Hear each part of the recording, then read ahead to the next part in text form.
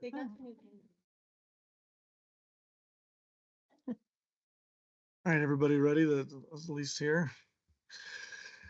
Welcome everybody to the Pikes Peak Area Council of Governments. This is the Water Quality Management Committee meeting. It is April 23rd. It is 9 a.m. We're here down at PPACG's offices. I'm Jonathan Moore, the chair. Let's go around and we'll do introductions for the people that are here, and then we'll get the folks online. Go ahead, Angie. Angie Martell, environmental planner at Pikes Peak Area Council of Governments.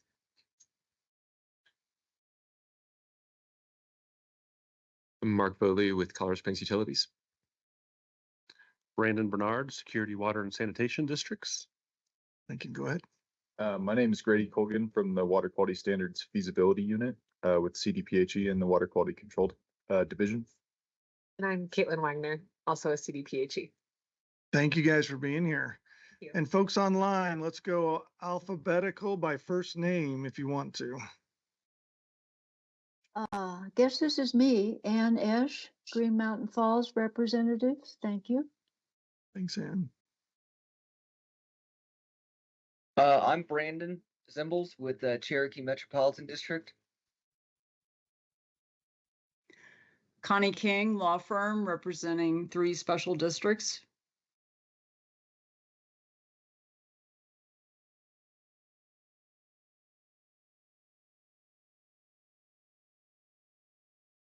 Everyone's shy today. I can go ahead and start calling him Darren Adam. JD Shivers with Woodman Hills Metro District. Jim, go ahead.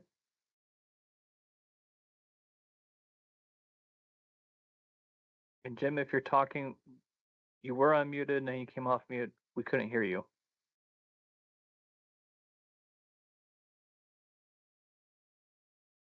Jim is there. But anyway, Karen Rowe.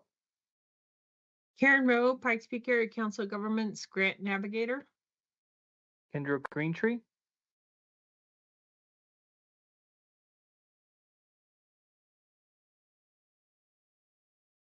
We'll keep going. Mike Morgan. Mike Morgan, Whitefield Water and Sanitation District.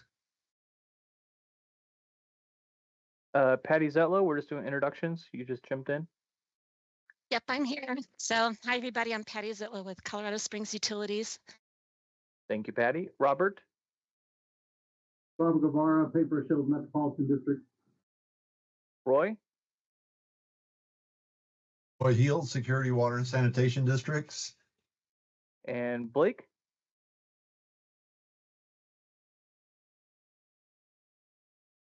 Hey folks, Blake B with the Water Quality Control Division. Good to see you this morning. Mr. Chair, unless there's anyone that I accidentally missed, I think that was everyone. All right, we do have one arrival. Kevin, introduce yourself. Thanks. Welcome. Thank you, everybody. Any changes to the agenda today? Anybody have any changes? Angie? And I'm assuming we have a established quorum, Angie? Okay. All right, if there's no changes, I'm going to approve that by consent. Any changes to the meeting minutes from March 26, 2025? Hearing none. Angie, you don't have any changes, so I'll approve that by consent as well. Item number 4, public comment. Is there anybody out there that would like to make a comment from the public?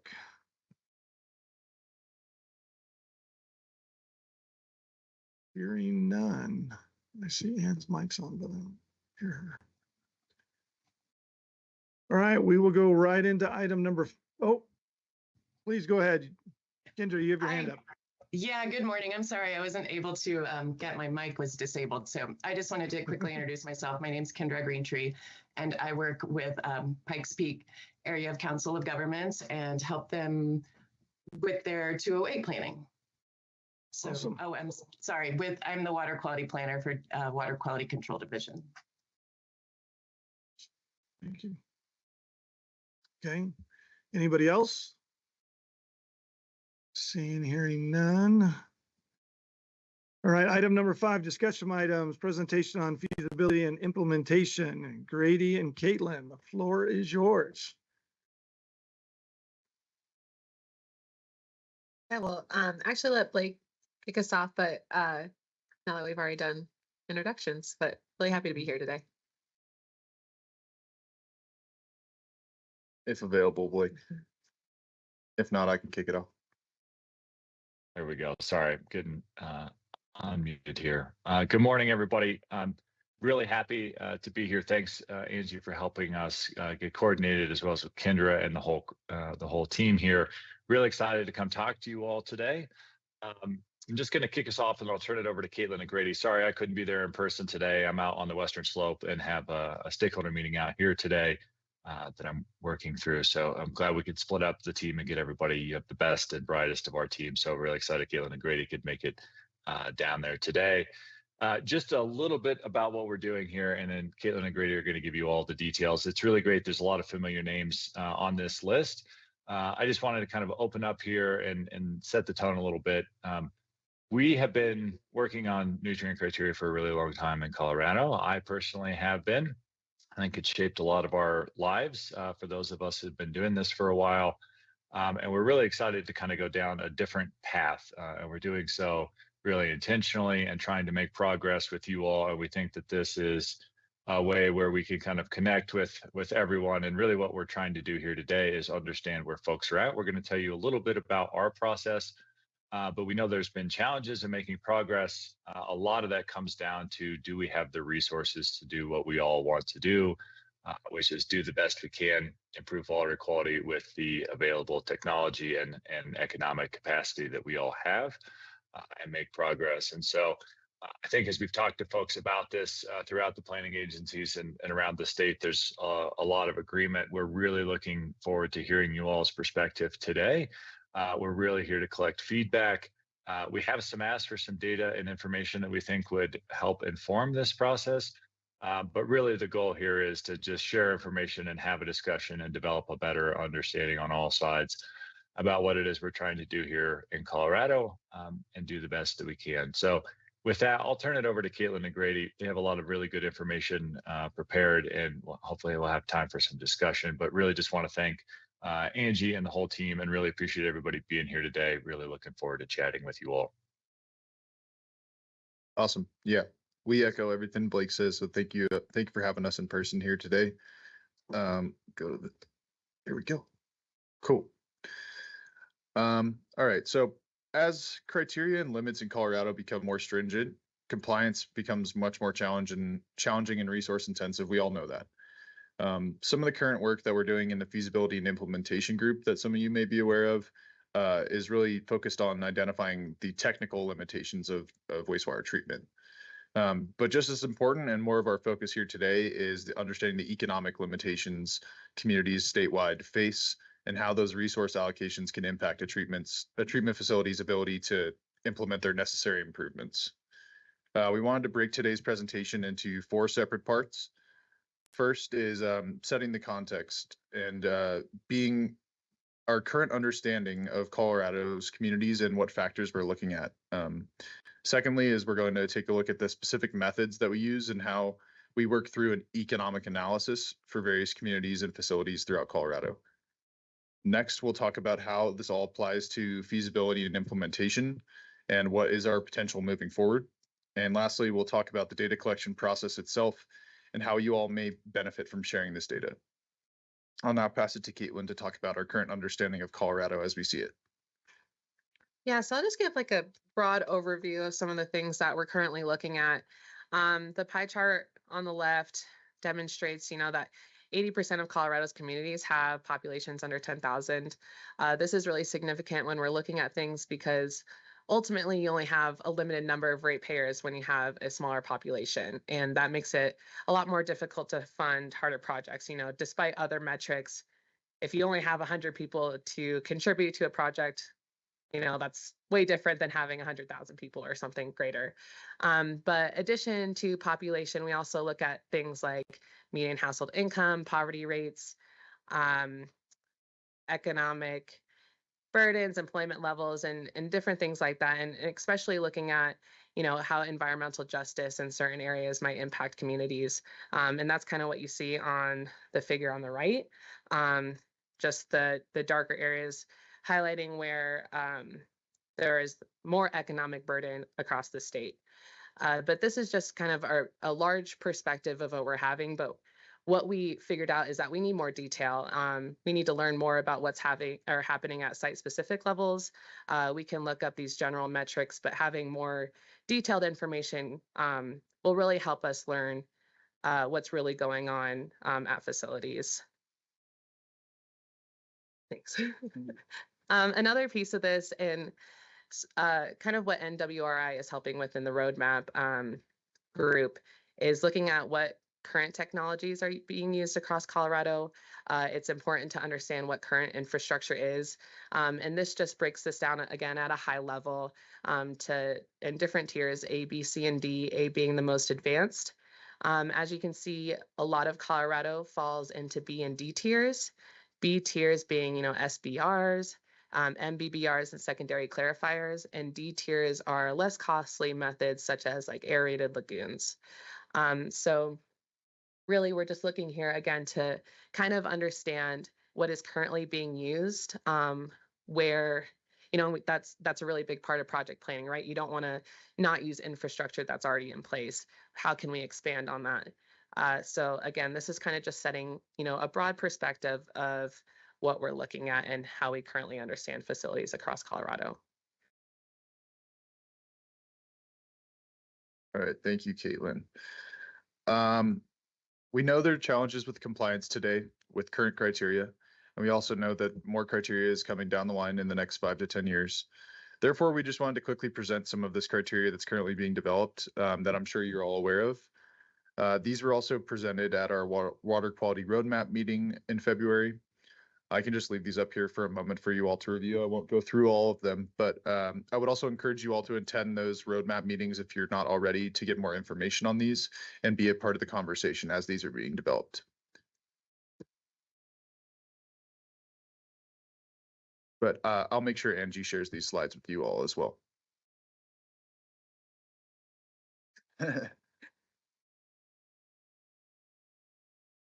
Yeah, so there's two big puzzle pieces as we talk about, challenges with existing criteria and new criteria.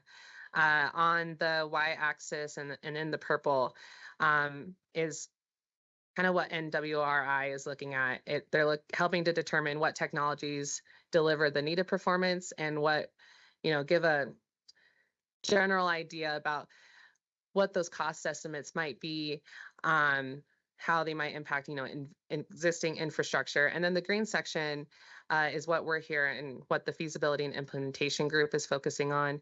And that's understanding the economic capacity of facilities in Colorado. So as you go up the y-axis, the treatment performance increases, but correspondingly, as you move towards the right on the x-axis, the cost of treatment goes up. The required economic capacity also increases. So the goal for us is to gather enough site-specific data from POTWs across Colorado, first to just gain more of an understanding of facilities' economic capacity, what their integrated planning looks like, and more details just to make more informed decisions and hopefully make, kind of rough cut conclusions. For example, the data we're, asking for might help us roll out, tiers 3, 4, and 5 for many small rural facilities and start planning for a broader use of regulatory tools that might benefit those communities. We recognize there are many advanced technologies that won't be feasible for a large portion of the state. As we mentioned, as 80% of Colorado has populations under 10,000 people. But that's, the point of our effort is to learn, what's achievable in both the near and long term and where we can make the most meaningful progress to protect those water quality uses without, putting too much unreasonable economic burden on these communities.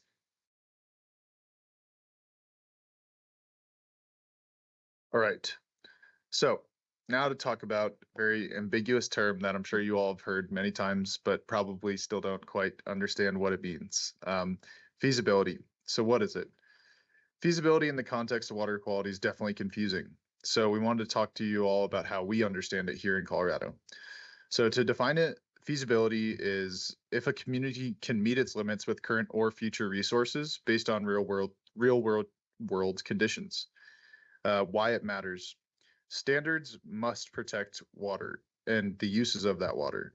That being said, we all must recognize that environmental protection may not always be immediately feasible for everyone.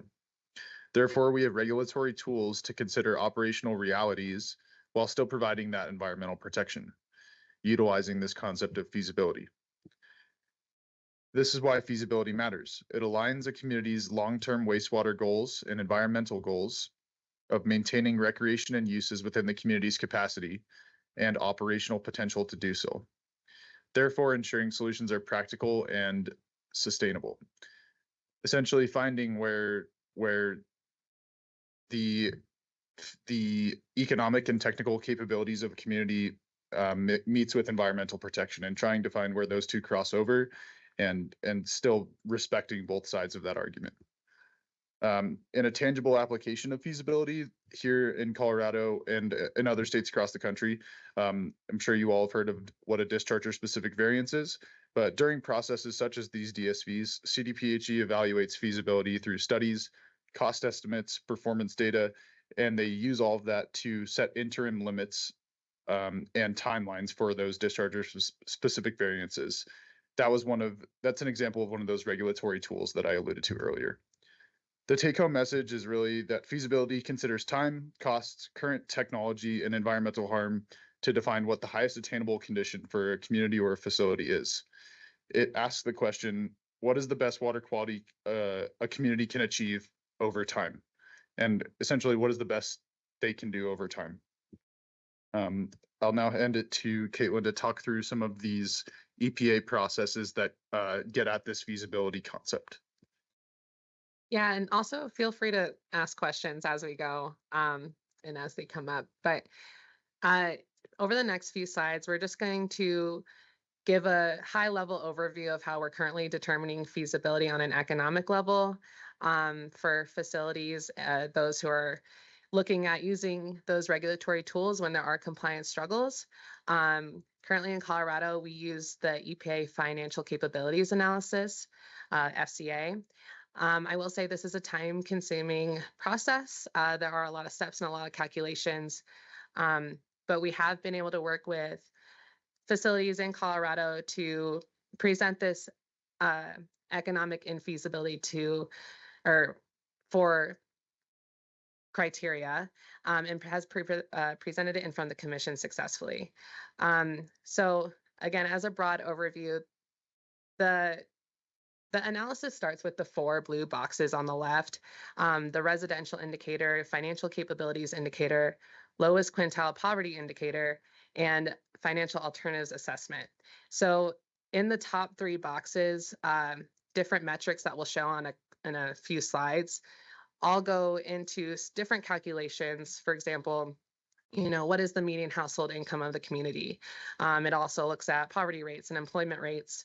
It looks at O&M costs of a facility, and it kind of, puts all these different things together into various calculations and matrices to give an output of either low impact, median impact, or high impact. These impacts, generally give an idea of what the economic burden currently is in a community, saying, if a facility were to have to implement water quality control measures at their facility, how would that impact their community? How would those additional costs, or what would those adverse effects be for those additional costs? Another important part of this analysis that I want to highlight is the lowest quintile poverty indicator. That really looks at the 20% of the population within that community that has the least amount of resources. This is just really important because when you look at medians and averages, that 20% can be overlooked. But this analysis really makes sure to look at the portion of the community that would be the most impacted. In addition, the 4th blue box down is the financial alternatives analysis. The guidance asks communities to look at how resources are being how resources are currently being used, if things can be optimized, and if there are any external funding opportunities the community can take advantage of. So again, it's a lot of moving parts, and this is just to give a broad overview, and there is more detail on the EPA's website, but the 3 top blue boxes go into the 2 middle matrices, which output a benchmark impact score. Oops. And here's just kind of an overview of those matrices. The financial and residential indicator get combined for an impact score, which then gets combined with the lowest quintile impact score. And then a final one is outputted. And again, this is just to show, the need for various regulatory tools, for example, discharger specific variances that are presented to the commission, and also kind of gives an indication of how much time a community might need in order to implement the needed water control measures. Awesome. Thank you, Caitlin. So I'm sure you all know here that we're here today to try to gather some data. Just to show some of the data that gets fed into the FCA guidance.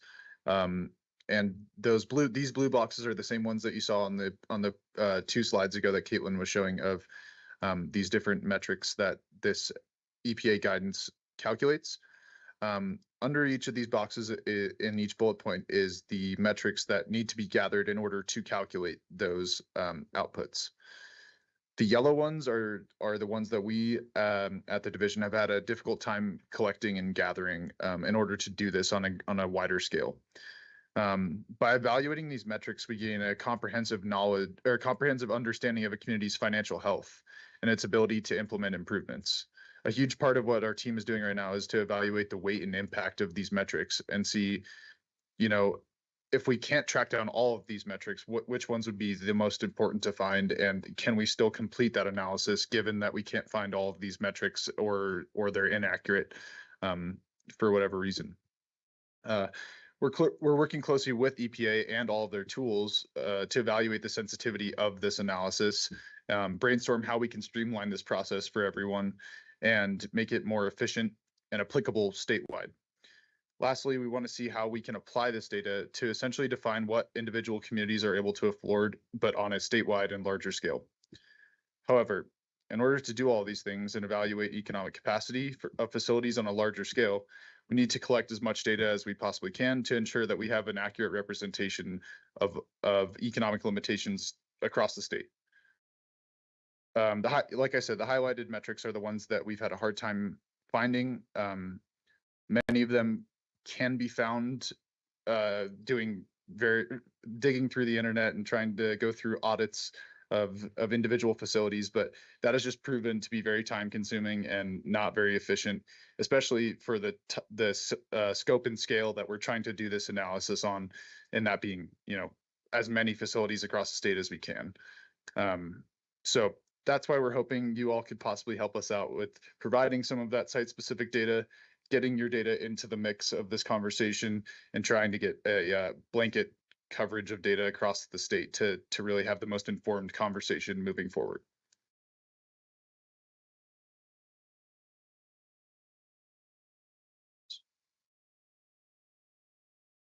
Yeah, and again, we just wanted to show an example of how this has applied. We've worked with many communities in Colorado, but the specific example is with Lahara. Lahara was struggling to meet their WQ bill for TIN. And, after some discussions, after conducting the economic analysis with the town, we figured that a discharger specific variance might be, or is the most appropriate regulatory tool that could help the town make progress without facing compliance issues.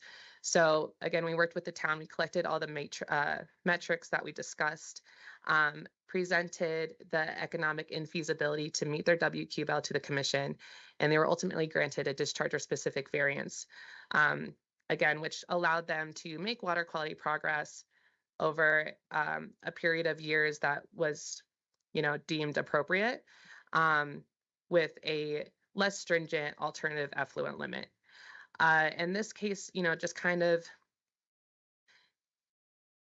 demonstrates why we want to pursue this on a broader scale.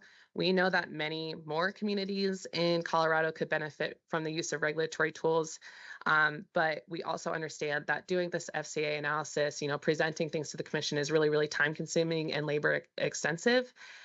So the purpose of collecting as much data as possible is to try to, broaden the scale of the use of regulatory tools so more towns can, benefit similarly to how Lahara had and is. So again, just really trying to streamline that FCA process to be more efficient. Can I Yes. jump into the question? So you mentioned broadening the FCA, the financial capability analysis. Are you also looking to broaden, it might have a different name, but broaden the variance process so that it's not as burdensome especially for smaller communities? I think that's a real reason why we're trying to look at data, just to quantify how many towns might need the use of certain regulatory tools.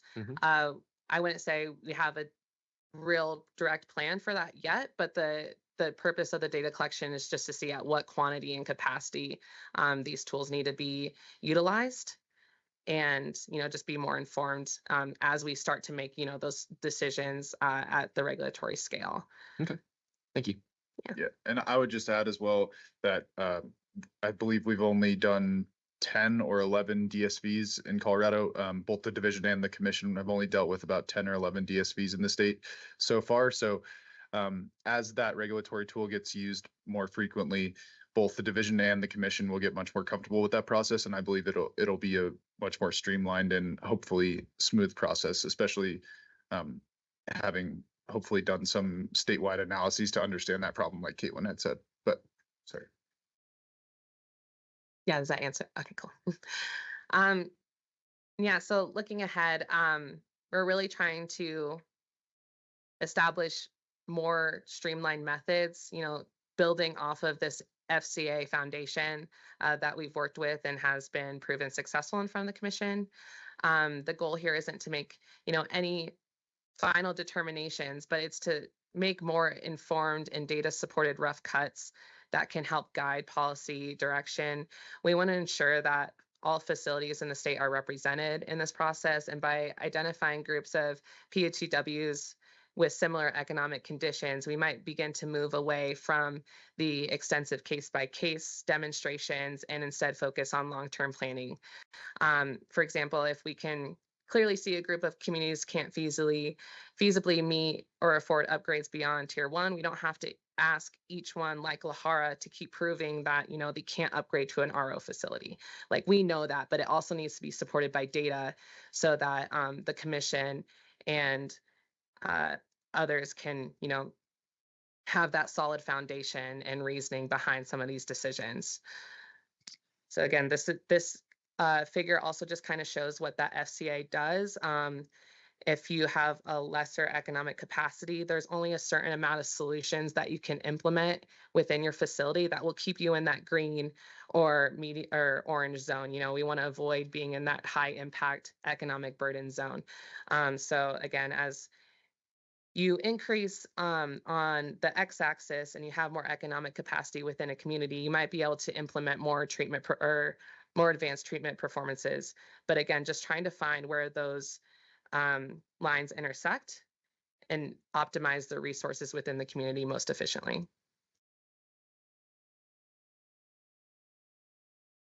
All right. And before I move on, Connie King had her hand raised. Oh, please. Yeah. I have a question about Lahara. How much time did it take and how much money did it cost to do the work for Lahara? So I was previously in a position specifically for small and rural communities to kind of help support the variance process and other regulatory tool processes. I will say I can't speak to the specific costs it has for Lahara. I do know that they hired a consulting engineering firm to help with some of these calculations and demonstrations. But my position was specifically devoted to help generate the proposals for the variances, which, takes many months. I was doing other things, but starting basically in November up to the hearing in June, working really closely with the towns and collecting this data and learning more about what their site-specific conditions are and help generating a plan over the course of years. That sounds like a lot of a pretty high cost for a small community to have someone spend that much time and then they have to go out and hire a consultant to do additional work. Yeah, and we recognize that, and I think that's one of our main motivations, to try to help streamline this process. We understand it's a really, really heavy lift, and perhaps by being able to make those rough cuts with data collection, we might be able to limit the time and labor necessary to use these regulatory tools. But yeah, I totally agree and understand that this process is extensive. Caitlin, there's another question from Ann. Am I on? This is Ann. Yeah, we can hear you. You are. Okay, sorry. I'm really the outlier here in Green Mountain Falls because we do not have a sewer system. We have septic tanks and cesspools. And, the community was founded in 1880, 1860. We're in a deep valley. We go up the sides, but at the bottom of the valley is our little lake and Fountain Creek, which comes from Woodland Park and all the way down into Colorado Springs. And Teller does have a sewer system. We do not. We have city water. We have Colorado Springs Utilities water. And the interesting thing that is affecting us, and I don't think this is going to really be, so, what we want is clean water. And we're looking at feasibility, economic, and the community afford it. I know that seems important, but that doesn't really solve the problem, in my way, if we want to get going on this. So my idea, and we had Kate McGarvey come up and speak to us. She's with El Paso County Environmental Division. Oh, the other thing about Green Mountain is we are in 2 counties, Teller and El Paso. So that's rather unusual. There's no, well, here's what the problem is with Regulation 43, which deals with what's called on-site wastewater systems. That's septic systems. How can I put this? That what's going to happen is that they will, if the property now, the way it's worked for years is, if your septic system, your cesspool is working, you can keep it. The other thing that's changing now is if the title to the property changes, you have to abandon it. Well, in many cases, the property doesn't have enough room. This was started as a summer place. These are summer residents, a lot of people. But the properties are too small for a septic system. So my idea was that there are such things as incinerator toilets that they use on boats and other places that turn human waste into sterile ash. Well, in El Paso County, you can't do that. You first have to put in a septic system, and then maybe you could have a incinerator toilet, because we also want to save water. The other thing is now they're even thinking, well, we could grant a variance maybe if property passes by inheritance, not by sale, which for many of us, see, well, I'm going to be dead soon. I'm so old, but my great grandfather built our two little places in 1914, and they have cesspools, and they're not winterized. We use them every summer for a little bit, just our family. Well, they can grant a variance, but that really doesn't solve the problem. You know what I mean? Let you keep polluting if this is a problem. And personally, I kind of think that is true, that everything goes downhill, and we're in a very rocky, porous place. So they are saying that maybe these even septic systems are not the best idea. I don't know. But I thought, well, I just throw that out to you because there may be other rural counties all over the state that still have that very primitive way of dealing with human waste. The other thing is with E. coli problems, just in Fountain Creek, I know you can clean it up by the time it gets through a water treatment plant, but it still is endangering people who wade and play, or wildlife or fish or something. So I'll stop now, but I just wanted to alert you to that. We were asked to have a representative from Green Mountain Falls, and so I said I would do it.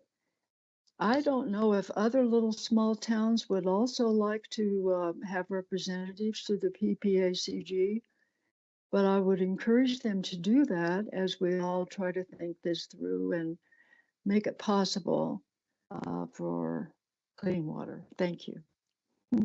Thank you, Ann. Is it possible, Katie, for you to get her contact information and kind of start working with her one-on-one and see what CDPHE can help them out with? Well, I've been working with, now Chuck Casino has retired. So I don't know if who's replaced him. Was it you, Blake? You're not him. No, it's not me, but I was actually doing some looking in, and I don't know if you've talked with David Kurz, but he would be if David that name Kurz? is familiar. Yeah. I've never, KRUTZ? Yep, I'll put his email in the chat here for you, and I think he's done a lot of our on-site wastewater, and I think he would be, if he's not the person to speak with, he would certainly know who it would be. So let me put his email in chat here for you so that you can see that, and hopefully he can help you. And if you don't get any feedback from him, I'll also put my contact in there, and feel free to reach out to me or our team at any time. Well, I just thought I'd chime in on this other problem. You know, I know that you're dealing more with places that already have a system. And, but this is another component. So I thought maybe you'd like to know about it. Thank you. No, this is great, and thank you. And I think that's really what we want to do, is understand all the challenges that communities are facing, regardless of size. And we definitely have, in our processes, a lot of, larger towns and cities represented, and we don't have really good information on the smaller end of communities. Yep. So really appreciate you speaking up, and it's really helpful to get this kind of information from folks. Appreciate the perspective. And Blake, I might tell you that I don't know if there are only 800 people in Green Mountain Falls. I don't know what the poverty level is. I don't think we really would qualify as disadvantaged people. So I think that's kind of a stupid qualification, in my opinion. Thank you. Yeah, absolutely. That's definitely something we'll talk more about today and in the coming years.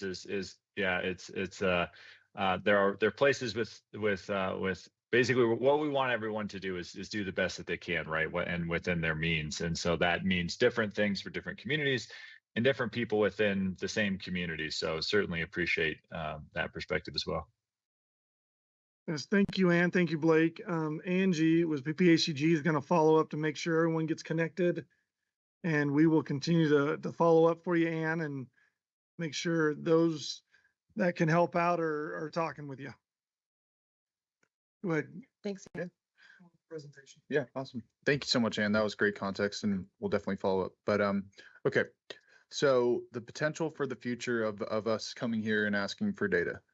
The data requested can be used to understand individual communities and their financial capacity within the framework of EPA's guidance. The reason we're here today asking for the data is because the division is looking to conduct these on a these high level estimates on a statewide scale, like I referred to earlier. We would like to use these estimates to further understand the reality of what is and is not achievable for communities across Colorado. Since this economic analysis is not widely conducted across the state, there are most definitely communities that already exceed EPA's threshold of affordability, but have not collected and analyzed the data to show that. This is crucial information that could be beneficial for communities to know as they develop their long-term wastewater treatment plans moving forward. If you were to get involved in the analysis now and find out that X, Y, or Z makes your town above EPA's threshold of affordability, meaning in agreement with EPA, your town cannot afford to do this, or cannot afford to raise rates, or various other factors. That just needs to be shown to the commission and to the division, supported by data. So, like I said, for example, these economic analyses could provide evidence that all major upgrades or rate adjustments would not be in the community's capacity financially to do so. So that's pretty much why we're here. We're trying to get more people involved in the conversation, get more people rolled into using these tools that are, like Caitlin said, underused from our perspective and underutilized by many across the state currently.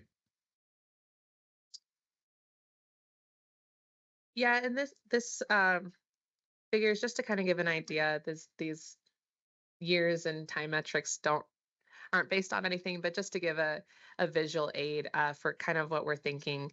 And we just want to emphasize that, we're not wanting to stop water quality progress. We just want to figure out what the baseline conditions are for a lot of facilities across the state, to see what solutions we need to investigate more in, and how much time would realistically be necessary for these communities to get to those clean water quality goals, and protect our uses, and allow us to keep using the water that we so much love here in Colorado.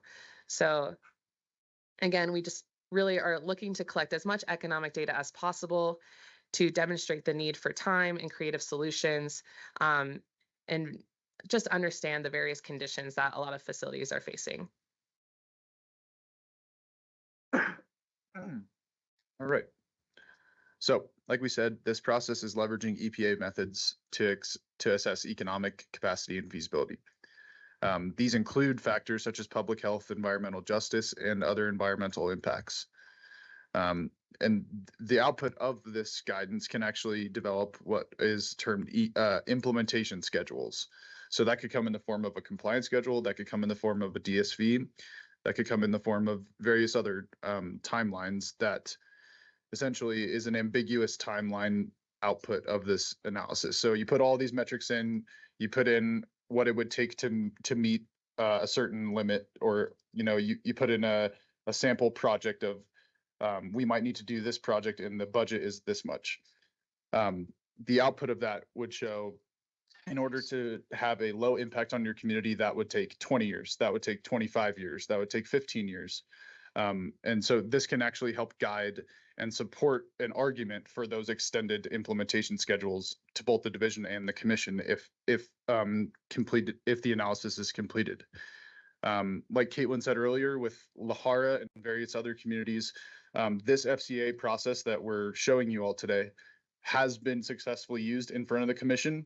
Caitlin completed this analysis for various towns in the way that EPA guided her to do so, and the commission agreed with the findings of that and has adopted certain variances based on this economic analysis. So it's really a proof of concept showing how we can leverage EPA methods successfully, both for various facilities in Colorado and the Water Quality Control Commission coming into agreement on that. So moving forward, there are challenges to this. Where we believe we need to focus and adapt is the understanding and harmonization of this economic data, the development of resources to efficiently store and organize all of this data, and ways that we can support consistent and informed decision making based on that data. Most of the metrics used to complete the analysis are publicly available, but it is a large mass of information all stored in different locations. So it's quite timely to collect, organize, analyze, and do all the various things that we need to do with it. So we're working to develop a resource to store and organize all of this data once collected currently. We're working on that database currently right now, so that in the event that we do have a lot of data coming in, we have a place that collects it, organizes it by facility, and already does some premature calculations to analyze it. We also need to look at streamlining all of these processes and methods to allow for more robust economic evaluations while still focusing on reducing the burden on those communities. We want to continue to use the facility-specific information, preferably from the facility itself, to ensure that we're doing right by that served community and not making assumptions using census data that might be inaccurate, using dated data that we found on the internet somewhere. We just want to get it straight from the facilities that we're truly representing the current condition at that facility. This leads us to the next section of the presentation, which is basically how all of you may fit into this process. Okay. Sweet. So it's really important for us that our data represents the entire state. As you saw on slide 3, like Caitlin said, over 80% of the facilities in Colorado have less than 10,000 people.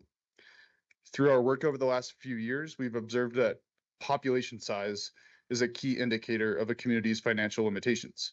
So like Ann said, her community only has 800 people. Those 800 people might not be below the poverty level, but there's still only 800 people paying rates to make improvements to utilities in that community. So while the MHI or the household income of that community might not be below the poverty level, there's only 800 people there. So if they want to make an improvement to the community, there's only 800 people to do so. The data we collect informs policy decisions. So it's essential to gather as much information as possible to ensure that every facility's circumstances are considered. And that's our ask today. So our goal in our ask today is to collect as much site-specific data as possible to inform these critical policy decisions. After years of economic evaluation, practice, and many discussions with EPA, we've identified key metrics that are both insightful and impactful. I won't read them all off to you here, but like I said, I'll get these slides shared with you all. But speaking of which, if you all decide to share this data, please send it to Angie to further share to us, or you can send it directly to Caitlin at this email right here. And on the last slide of today, we'll have all of our contact information for Blake, Caitlin, and myself. So you can always reach out to any of us pertaining to this issue.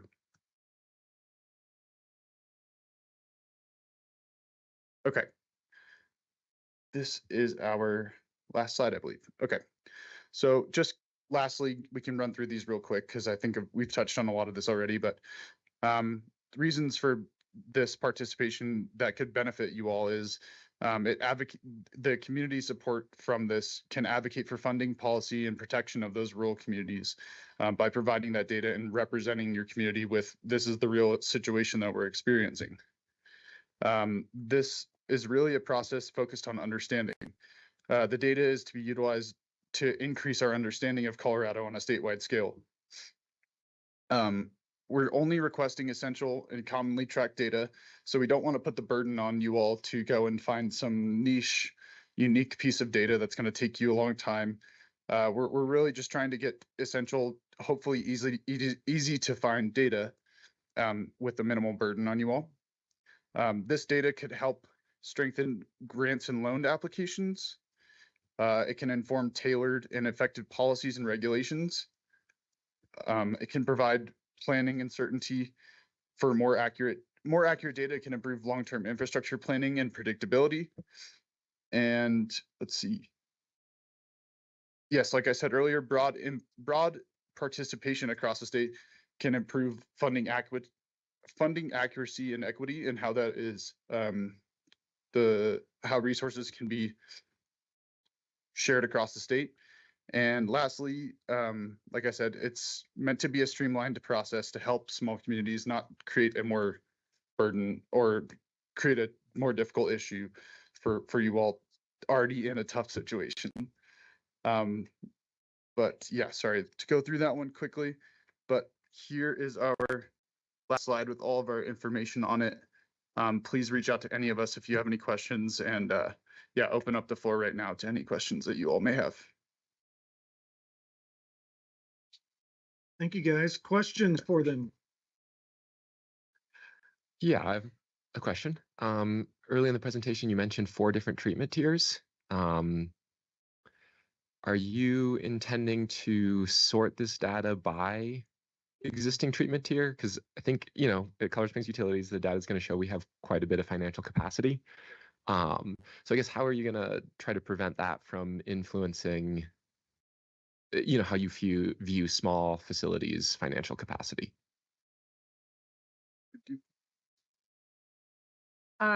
And Blake, feel free to hop in, but I think that is really to help the understanding of the piece that NWRI is working with, to figure out what the existing infrastructure is and what new technologies, how they might fit into already existing infrastructure. And then the feasibility piece is more of our focus. And again, just seeing where those things align, not necessarily based off or we're not going to base off the economic feasibility off of your current infrastructure, but it just tells us what is your capacity to improve or not improve your current infrastructure. Does that make sense? Feel free to. Are you talking about like qualitative improvement, or because the cost to meet a permit limit is going to have to be a factor here? Like if you're looking at a lagoon system, the cost to upgrade that to meet a nutrient limit is going to be much more than to upgrade an existing BNR facility, per MGD. And so I guess what I'd like to hear is how you plan to sort the data financially. Like, are you creating different categories of utilities, or is everybody's data going to be kind of lumped together and averaged out? I think that's something we're really looking at. I don't think that we're going to lump everybody together. There's definitely going to be groups of commonly characterized facilities, specifically. And I think why we need to collect a lot of data is to see where we can confidently draw those lines and make rough cuts. We don't want to be skewing, the facilities on one end or another because we're averaging everything. That's not our goal. Our goal really is just to have a better understanding of where everybody is, to set those baseline conditions and then start making more informed decisions. I don't know if we're quite there yet. Okay. Blake, do you have anything to add to that? Yeah, I might just jump in a little bit. I think, and your answer is correct, but just to expound a little bit, Caitlin, I think our goal is ideally to do this analysis as thoroughly as we can for each individual facility so that we understand, back to this graph here that Caitlin presented. So the expert panel that's working on the kind of technological basis will provide us that performance, but also the cost and time to implement those upgrades to meet a limit. So we're kind of viewing that as the menu of what options are available to meet a variety of limits, kind of focused primarily on nutrients, but also looking at other compliance challenges. So we'll have a menu of kind of what technology could get us there. What this economic information will do is tell us, can a community afford any of those options? And we focus a lot on small communities here, mainly because there's a lot of options, again, as we talked about here today, that are just not going to be something that a small community can afford, in the short term and maybe even in the longer term. And so I think the goal is to understand kind of that menu of technological options, enough information about the economic capacity for individual facilities to understand what they can afford in that and over what time. So it's a little confusing because the way we're talking about this is, hey, we want to understand the whole state. what we're trying to do is essentially do a lot of little analyses for every individual facility with their individual data, so that we can kind of plot that across the state and understand the gradients, the ranges of conditions, how many people fall in what kind of category. So I don't know if that helps, but we're really trying to expand site-specific information to the whole state.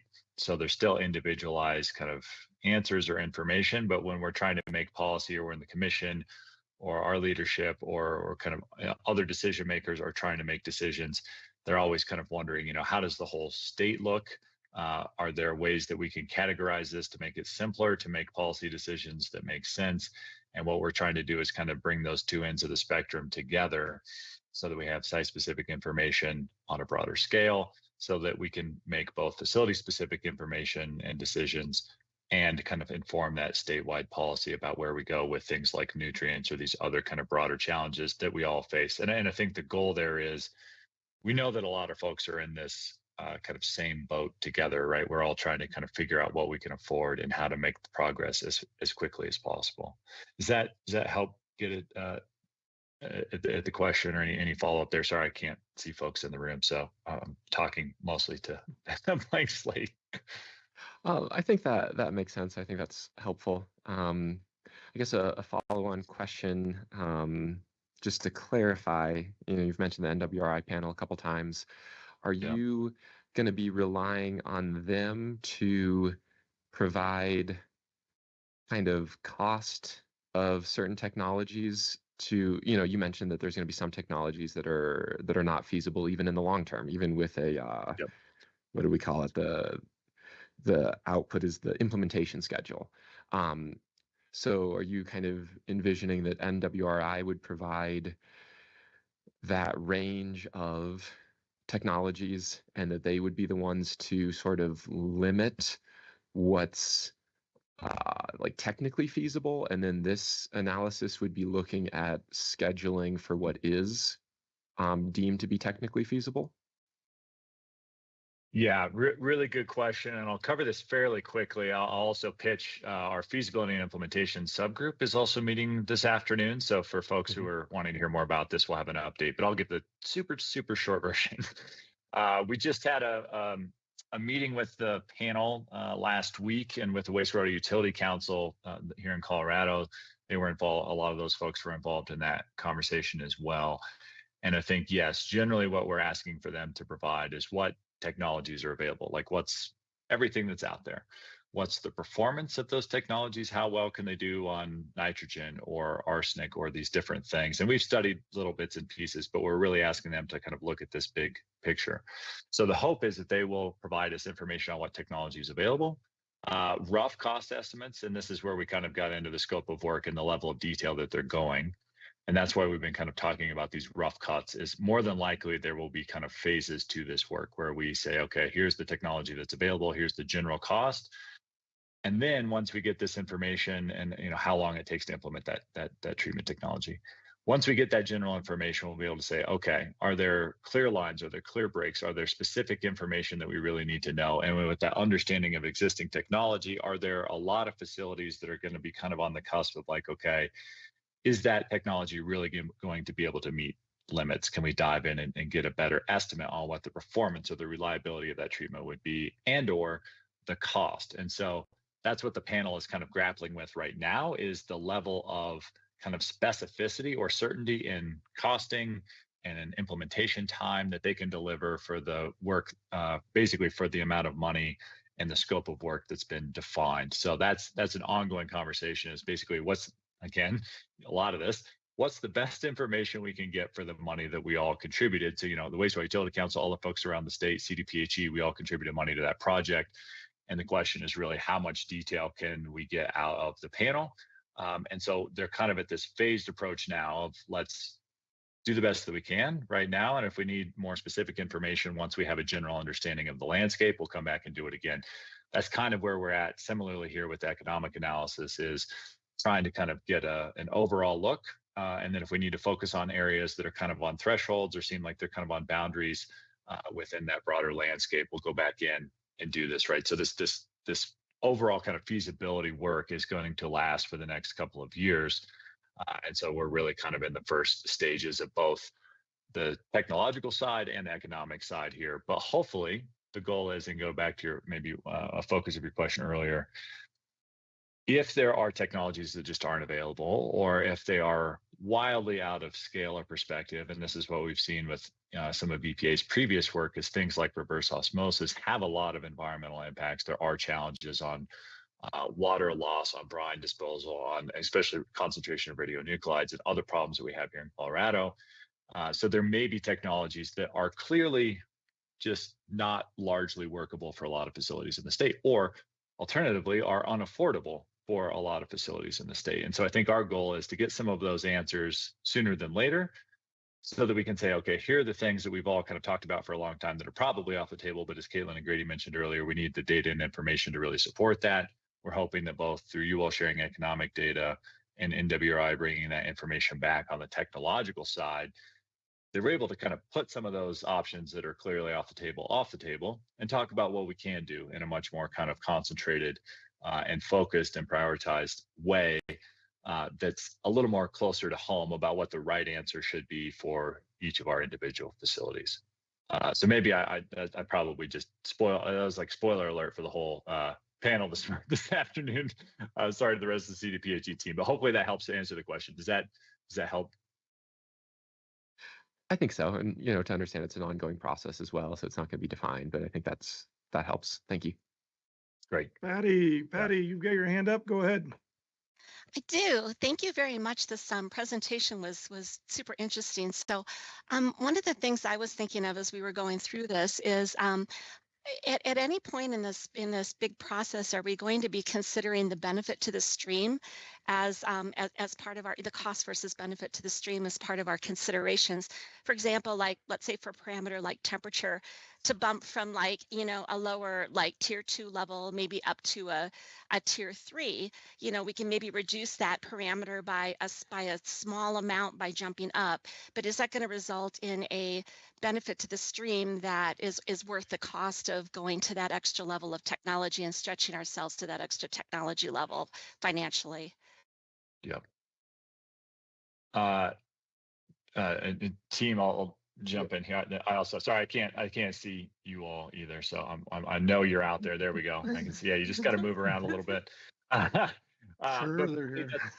Yeah, Patty, that's it's the fun of hybrid. Patty, that's a great question.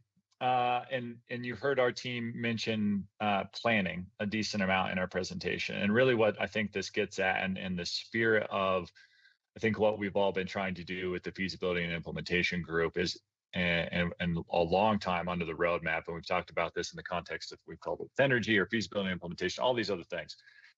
But there are multiple compliance challenges that people face, as you note, and there are a lot of ways to approach this. And so that's one of the things that we've really asked NWRI to look at, is not only focus on just nutrients. That's kind of the primary focus. But we also understand that there are a range of compliance challenges, whether it's selenium or arsenic or temperature, that folks struggle to meet current limits today. And that's not even, we're behind on ammonia criteria. So in Colorado, we're still operating under the 1999 ammonia criteria. There are updates in 2013 that we still haven't adopted here in Colorado. So we know that process takes time, and there are challenges with existing limits that will be coming soon, and limits in the future. That's just kind of the ongoing issue, right? And so there are many ways to kind of go about that prioritization scheme. And so we've been thinking a lot and talking to a lot of folks about how do we make those decisions. I'm gonna offer a personal opinion here. That's not necessarily CDPHE's position, but I think some of the things that we've talked about over the last couple of decades are, how do we prioritize those things, as you said? And the goal is to meet water quality based effluent limits across the state at every facility. But as we've talked about today, there might not be technology available. A facility might not have the funds to upgrade. There might be economic harms of actually doing so if we have things like radionuclides or other concerns that we know are present in the discharge. So there's kind of myriad ways of going about doing this. I don't have a great answer for you today. There are ways of looking at that though and saying, okay, what's the best bang for the buck I can get if we install this this level of treatment to meet something like nutrients? Or there ancillary benefits for things like selenium or arsenic? Temperature is kind of out there on its own a little bit. The overlap with other treatment technologies is lower. But I think what we're trying to do is understand how do facilities make the most progress as quickly as possible. That's kind of always the goal. And there are different ways of looking at that. You can look at that in like a toxic unit sense. If you're 2 times the standard and you install a treatment and you bring it down to 25% over the standard, you're still not meeting it, but that's a pretty significant reduction. If you are able to, you have a couple of parameters that are just barely over, you're just barely exceeding limits for those, and we can get both of those back into attainment, maybe that's a better option to kind of pursue is the treatment technology that will get 2 parameters instead of 1 back into compliance. So don't have a great answer for you yet. I think it's a really good idea, but I guess here's my kind of take home point for this is if we understand what technology is available and what a facility has, what their economic capacity is, then we kind of know what the landscape looks like for that facility. And I would argue that that facility should have a lot of flexibility in determining for itself and basically justifying a plan that it thinks is appropriate based on its capital planning, its site-specific conditions, the other compliance challenges it has, maybe, if they're working on, securing source water for your water side, not the wastewater side, but the water side, that you're able to take all of those into account. So that's another thing that we've talked about internally and externally is something along the lines, EPA calls it integrated planning, but basically a holistic look for your facility about how you can make progress. And if we have these kind of understandings of what's available to the facility, then the facility can basically generate information and make a justification for the implementation schedules like Caitlin and Grady have been talking about here, that basically how much time is needed to get to those things.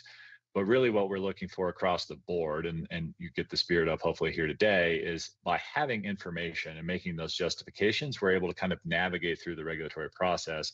And so we're trying to make that as informed for people like the commission or the division writing permits as possible, and trying to really figure out what pieces of data and information are necessary to bring to the table to really allow that facility to make those decisions, to do that planning and make progress in a way that's appropriate for that facility. So does that help, Patty? Yeah, I think it helps.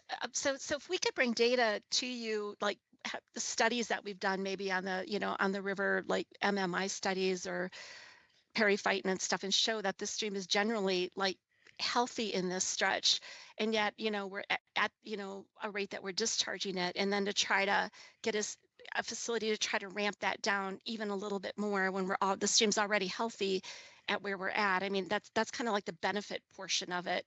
I was wondering if was being factored in, like would ramping it down, even more at an exorbitant cost really result in a benefit to the stream that's worth the cost if the stream's already generally healthy, for whatever the current temperature is, something along those lines. Yeah. Okay. So that's a good distinction too, because there's, I guess we're talking a lot here about effluent limits, which are based on water quality standards that the commission sets at a level that they think basically represent that balance. It's essentially a level that is protective of the aquatic community or of human health or of livestock or crop watering, whatever the use of the water is. And so those standards are set in a way that does reflect that kind of cost benefit analysis that you're talking about. I think what we're talking about here is a slightly different decision point for the commission and for the division when writing permits. I keep talking about those because the commission sets variances and the division sets the permit limits based on the water quality standards. But that's a slightly different concept in that cost benefit analysis has already been done in some ways to develop the standards, and therefore also inherent in the water quality based effluent limit that's in a permit. That said, that concept still kind of applies in the means of like how far, and that was a kind of toxic unit piece I was talking about, of like how far above a limit are you? And there's still kind of an environmental, and there's different matrices, and our compliance team has a matrices along this to get people back into compliance, basically weighting how we look at different exceedances of water quality based effluent limits. And I think when we have multiple compliance challenges, there are various ways that we could look at that. But there are frameworks out there to kind of evaluate what you're talking about, Patty, and say like, okay, if we can make X amount of progress over X amount of time for one parameter or for another parameter, there's ways to kind of evaluate that and make some progress. I don't have a great answer for you because I don't think we've done that at scale. I think we've done that in maybe the compliance context of getting folks back into compliance with their permit limits. But that's definitely something we're thinking about, is how do we basically help provide guidance and information to facilities about which problems to tackle first, and policy decisions for somebody like the commission or for the permits group to say, okay, yes, let's lean into nutrients first and maybe deprioritize other parameters like arsenic that might be tougher to tackle in the near term because the technology just isn't there yet. So does that help a little bit, Patty, to clarify? Yeah, that does. Thank you, Blake, for your time. Great. Thank you, Robert, and then Roy. Go ahead, Robert, with your question. All right, just to try to make this short, if I can. All of this information, all this study on the feasibility, how are they looking at this for permits that are just being renewed? My understanding is when we have to renew our permit, it's going to force us to go to tier 5. And that's going to put so much burden on the residents that it almost makes it where it's a service they don't want anymore, which obviously they cannot choose to not pay for wastewater treatment. So is it looking at the mandatory improvements when you renew your permit? That makes sense? Yeah, I think so, Robert. I'll take a shot and let me know if I don't hit the mark here for you. In the short term, I guess maybe one way of looking at this is we talk a lot about time here, and I'm a big fan of time because it takes time to do things, and understanding time and the time it takes to do those things is really important. So I'm going to acknowledge this a little bit. I mentioned this earlier. This feasibility and implementation work is going to take a couple of years, but we've also kind of set a path for a lot of our criteria adoption and some other policy decisions on that same timeline. So hopefully this information will inform that. There's also been some other challenges with permit renewals. We're not from permits, so I can't speak directly to those issues. But our goal with this feasibility and implementation work is that the information that we're generating here, the understanding that we're generating here, will permeate across the entire program. So that's all of our quality control division. We're mostly talking about the clean water side, but there's also implications for drinking water if we look at water and wastewater together as far as what's our cost to implement various things. So our goal here is for this information and understanding to permeate the whole program. We've been looking at other states. There's a lot of folks, right? We do really interesting work here in Colorado, and as you all know, we all do that together. But there's also a lot of other states around the country that have grappled with really similar issues, right? Small communities, lack of affordability of treatment upgrades, et cetera, lack of investment in infrastructure, right? That's a big one. And so there are folks out there that require similar information to this as part of their permitting application process directly. So there's a form basically that lists all the metrics that Caitlin and Grady have presented on, and that's presented with the permit so that this information feeds directly into those decisions that are being made in the permitting process. So that's also something we're looking at, is not only let's understand the issue, let's use data and information to inform the regulations and the policies that are happening here in Colorado, but also how the heck do we implement those things? That's a really big part of the challenge. And so we're looking at those kind of systems to figure out how do we get this information to the people that need it on the timeline that they need it, in the place that they need it, so that all those stars can align and we can use this information to make consistent decisions across the program. And I will be the first to tell you that that is a giant challenge. I've been at this for way longer than I ever hoped to be. And it's going to last and permeate well after I'm dead and gone as well. And so, our goal is to make that happen. Will it happen in the short term? No. Will it happen in the near term or as soon as we possibly can get it done? I hope the answer to that is yes. So does that help, Roy? Sorry, Robert.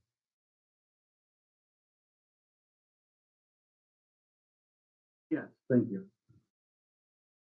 Thank you. Roy, go ahead. Thank you, Jonathan. And thank you, Caitlin and Grady and Blake for being here. It's been very helpful.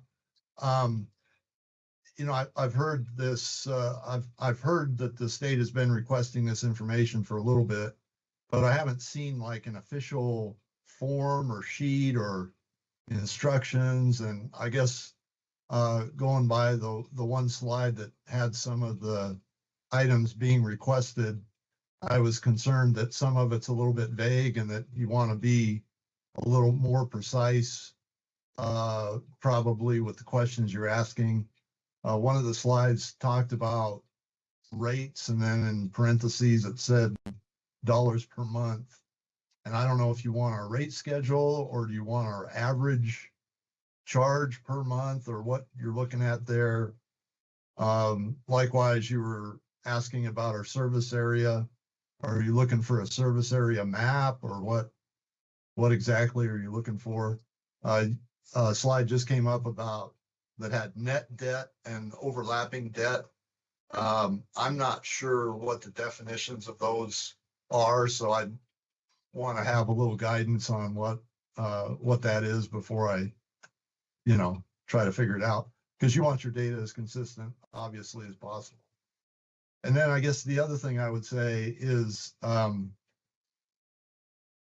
it's hard, especially I think in smaller communities, because nobody knows the community better than the community. And it's more than just a numbers crunching exercise where you throw all this stuff into the pot and say, this is that whatever the regulation is a low impact on your ratepayers.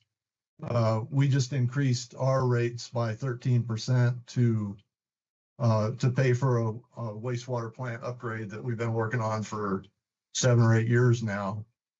It's been a tremendous burden for our ratepayers, and those rates just went into effect. I hear all the phone calls, or many of the phone calls. I hear many of the people that come into our office, and they're just, it's hard. They've got so many competing things that they can spend those dollars on. And it's, I've never had this high a wastewater charge. I've never had this large a utility bill. I can't afford this, and on. But yet I've never, I don't believe in my entire career, I've ever heard a customer say, yeah, I'm really concerned about nutrients in Fountain Creek and the impact on the Arkansas River and the Gulf of Mexico. I've never once heard that from one of our ratepayers. So I just feel like, despite what the numbers say, you also need input from the local community and not just poo-poo what their customers are telling them. Thanks for listening to my rant. And thanks again for being here. Definitely not a rant, Roy. Certainly appreciate that. And I think that's, I hope, to your first point, and I'll let Kaylin or Grady chime in with the metrics, because we can definitely get you some more information on the specifics there. But certainly appreciate your comments. And I think that's why we couch a lot of this. I hope we're not being vague. We're not trying to be intentionally vague and not helpful in our comments, but we are really trying to come at this with an open mind and really hear and understand folks. And I really appreciate the discussion today. That's why we really appreciate being able to come out and talk to you all. Is getting this kind of information is really helpful for just the overall kind of just the movement that we're all kind of embarking on here in Colorado to help address these problems. And we've tried lots of different things.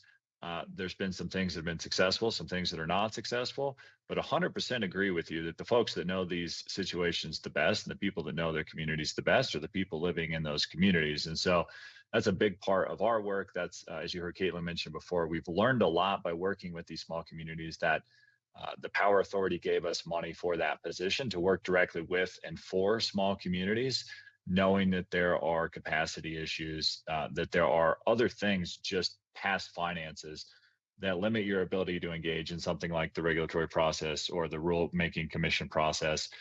And it's really difficult. And so we've been really trying to understand what those other kind of intangible challenges, limiters, benefits, perspectives may be in these communities, and really appreciate the feedback from you and from everyone here today.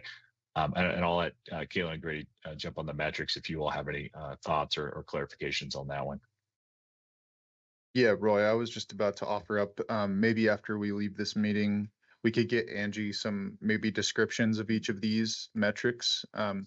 They're, given to us from EPA somewhat vague as well. So we'll do our best at trying to, describe where we've sourced these pieces of data and what data we've used in the past to represent these user fees, these number of taps, residential wastewater flow. I understand those metrics may be vague.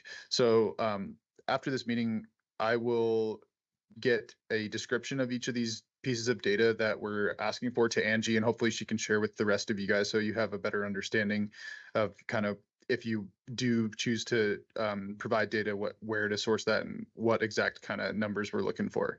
But yeah, after this meeting, I'll do my best to get Angie some descriptions of those, if that's all right. Yeah, Thank you, and I'd just Grady. like to, I'd Thank just you like all. to add, thanks, Roy, for giving us that feedback. We hear a lot of different things about how people want to provide information, but hearing what the preference is, being maybe a form that's more detailed, might be a better method of communication. That's really, really helpful. If anyone else has any more data collection feedback, we would appreciate it. Feel free to email us. And I'd also just like to add, this data collection is really a start of a conversation, hopefully being able to connect more with small communities, and in addition to getting, numbers, but also a good contact for the town. So if we need to get more detailed information, we have that communication line open and transparent. So really appreciate that feedback. Thank you, guys. I have a couple comments here. One, it sounds like you guys want to be more flexible with folks, and I think that's awesome. Your 80 percentile of discharges being less than 1 million gallons per day, I think falls with a lot of the special districts fall into that category. And I'm going to pick on security and Roy here. Let's say Roy's sitting on $500 million in his bank account, because I know he is. What motivates somebody like Roy to disclose that? Because it almost sounds like we're going to be punished if we're doing really, really well in our special district. So I'm kind of getting, I know it's generality, and I know you guys are going to be flexible, but for somebody like security, what's going to motivate them to give you this information?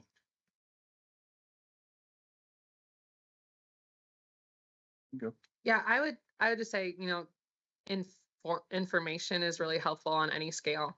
But also, if you have plans for your facility, and there's all these other things coming down the line, this really helps us incorporate what the water quality goals and the criteria that are coming, that are adopted by the commission to protect streams and uses, allows us to integrate those things with the facility's already developed plans. So trying to find alignment with, again, what facilities are doing and what the commission and the division are adopting.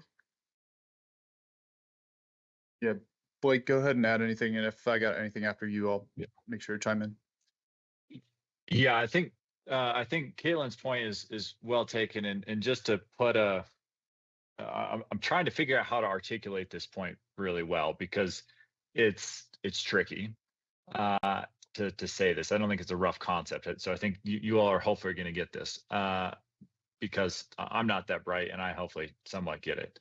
I think the real challenge is making sure that the folks that are making the decisions have the information at their fingertip, so that that information actually informs their decisions. Some of these things seem really basic. Hey, we can't afford this. But if you don't have the numbers in front of you, it's really tough to say, yeah, I agree with you, because you don't have the evidence on the record in a hearing, or you don't have the information in a permit file, or you don't have something presented to you that you really feel like you can act on and stand behind, even if it seems kind of obvious at the face value. So I think that's one of the pieces here of trying to get good data from people and from facilities, is so that it facilitates those decisions actually being made. I think that's one of the things that we've done a lot here, is talk about these things that all seem relatively straightforward, or maybe are apparent to some, but they aren't apparent to everyone. And just to kind of remind everybody, you know, like folks on the commission, they're really smart people, and they usually have some information or background in water quality, but they don't always have specific engineering expertise. They don't always have, you know, facility management experience, or the things that everyone who we're asking for information from may have. And so I think it's really just bringing that information closer to the decision makers, so they have it at their fingertips, so that they can be confident that the decisions that they're making are well informed and can stand up and meet the rigors of the rules, either at the state, local, or federal level, and that we're all doing the right thing. So hopefully that helps. With team, anything else to add on there? Yeah, I just got one more. So thank you for that comment. And I do want to make it clear that, you know, this economic capacity is based off of compliance with permit limits. So in the example you provided, security, if it's shown that they're financially healthy and they're meeting compliance limits, then they're not going to be punished for being financially healthy. In other words, limits are not just going to become more stringent on them because that they're financially healthy. That's going to have no impact on their permit limits. It's more so the other way around. If we see that a community is not complying with permit limits, and then they provide their economic data that shows they're struggling economically, then there's an off-ramp for them, or a route for them to show that to the commission that, yes, we're not complying, but as you can see, we can't really afford to do anything about it immediately. Therefore, it's infeasible for us at the moment. But I hope it's not seeming the other way around of, yes, we're financially healthy, therefore we must make our water quality better because we're not struggling financially. I hope it doesn't seem that way. It might have come off that way, but I hope it's not showing that, you know, we're going to show you that we're economically healthy and we're going to be punished for that. Like, I hope it's not coming across that way. Okay, no, I like that. Thank you very much. No, that's awesome. Any final questions for these guys? I really, really appreciate you guys being here. I know you probably feel like you have targets on your backs. That's why Blake, sure, can't make it, right? You guys drew the short straws. I get it. Okay, Roger got a question, and then Kevin. I guess you've mentioned a couple of times that you've got some of this vetted with EPA. And I guess at our level, I don't know that we've seen or felt the direct feedback from EPA that where we're going might be an acceptable route. Obviously, EPA, I guess, has a legislative directive or obligation to oversee the implementation of the Clean Water Act. And the Clean Water Act, you know, specifies that we're going to attain water quality that will support the 4 classified uses. I guess I'm a little concerned that we don't have direct feedback from EPA that says, use our tool that we've talked about discharge or specific variances, that a community may not have the capacity to attain a water quality based effluent limit that would permit attainment or continuing attainment or whatever of a water quality standard in the receiving water. I guess from what I've seen, and I think maybe Lahara and Crook and some of those, Caitlin, that you and I have talked about, are prime examples that there may not be a place out there on the horizon where they will attain that water quality standard, or they will have an effluent that will permit attainment of the water quality standard. Has EPA taken a stand or expressed that the off-ramp in the Clean Water Act that says all of this has to be analyzed or developed with an understanding of the widespread social and economic impact of the community, that's something less than attainment of a water quality based effluent limit for an indefinite period of time can be acceptable.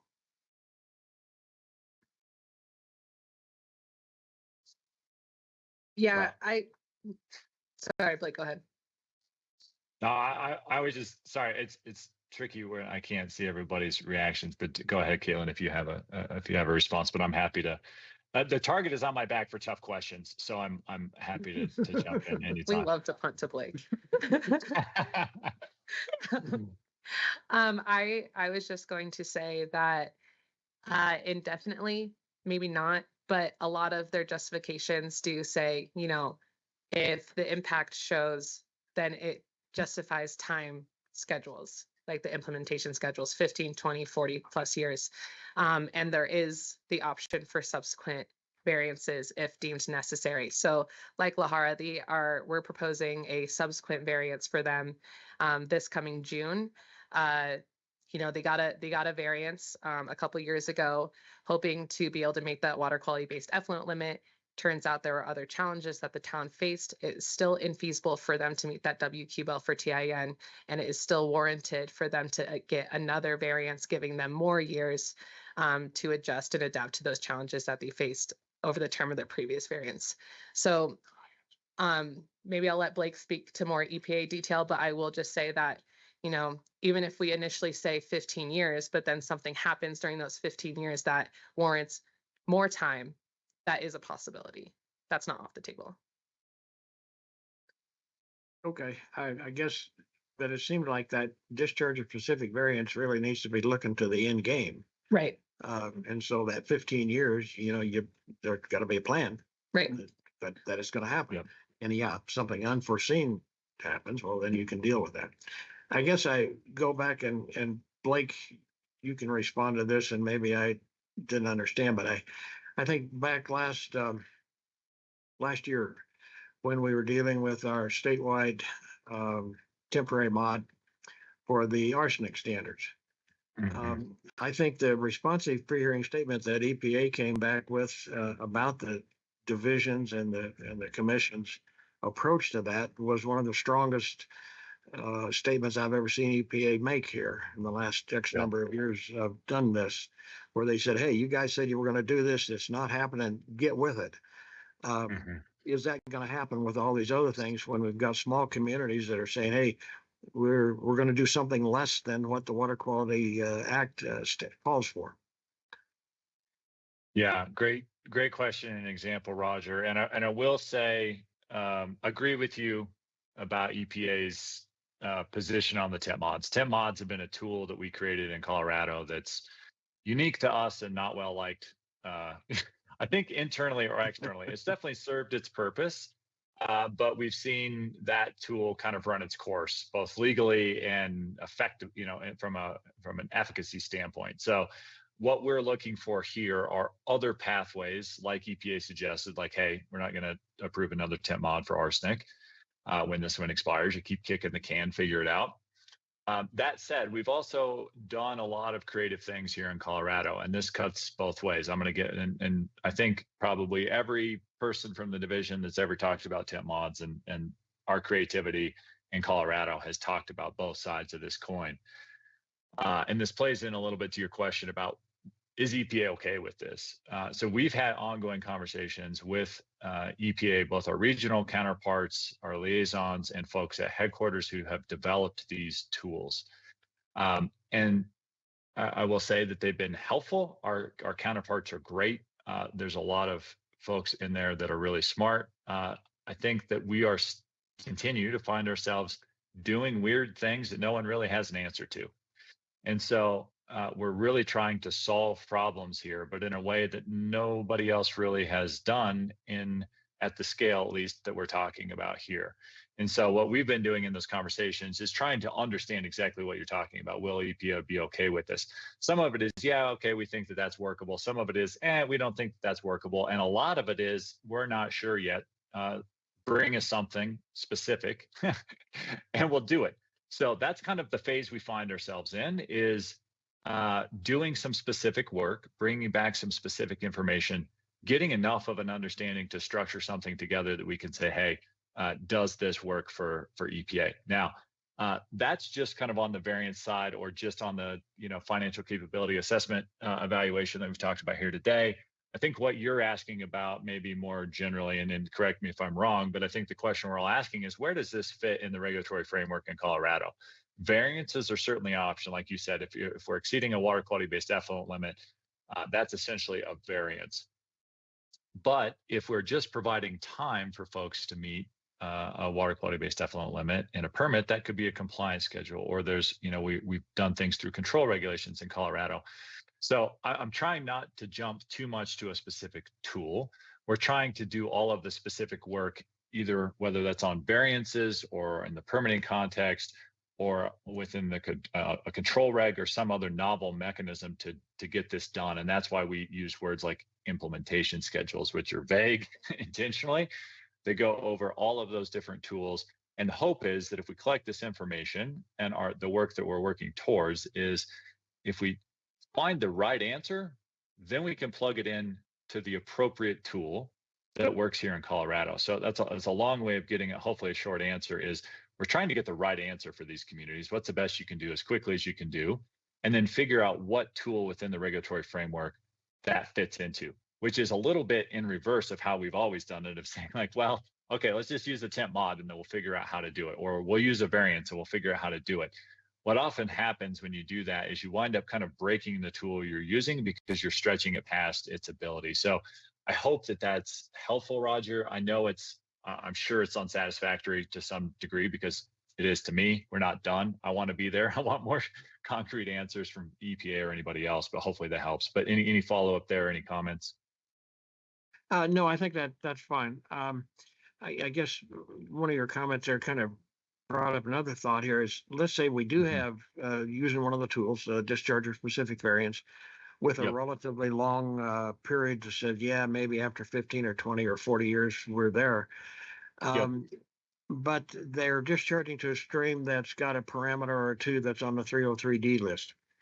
Will EPA look at those instances differently, where we're admitting that we're not meeting the water quality standards? So, and that's why we got it on the 303D list.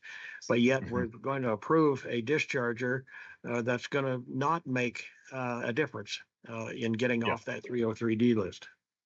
Yeah, wonderful question. This gets back a little bit to Patty's question as well, is are we having an impact on the stream, and what's the degree of impact on the stream? And I think that gets into the kind of prioritization and planning of how we go about this. We've asked EPA this question directly too, and I hope I'm not the bearer of bad news here, but Dave Moon is actually retiring this year. So I've had lots of conversations with Dave over the years about this specific issue. Yes, that's bad news, but it was anticipated. Hey guys, I'm going to break in. We're going to get kicked out here in about 2 minutes. Oh yeah. And Kevin had a quick question, so I want to get to Kevin, and then I think we're going to be out of time. Great. Yeah, thank you for being here and giving us all this information. Like my first point, quick, that I think there is a big part that's missing here in the data that you want from communities is long-term planning for non-wastewater improvements. So many of us also serve water, and we may be in a good financial position, but we could be planning for a major water upgrade.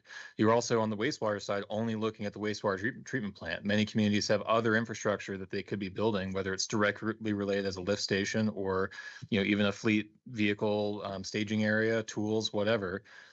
If a community is planning for those things, that's not captured in any of this. And you could see that a community has a very strong financial position, even when they would be burdened by additional requirements.